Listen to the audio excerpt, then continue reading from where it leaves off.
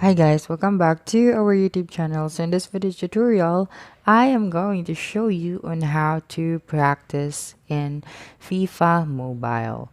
So the first thing that you need to do is just to open your application, of course. And actually, there is no specific training ground in FIFA Mobile, but we can use the live events and then go to daily training.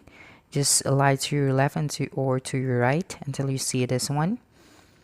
Okay, so as you can see here, the skill training, the match training, the special training.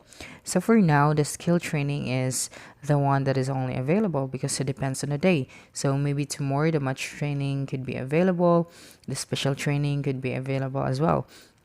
So you'll just have to use what you have today in order to practice so you could be able to, master on how to play the game.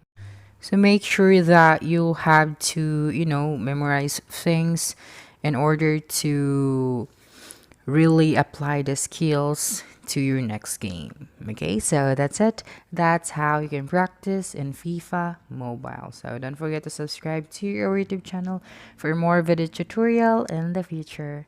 Bye bye.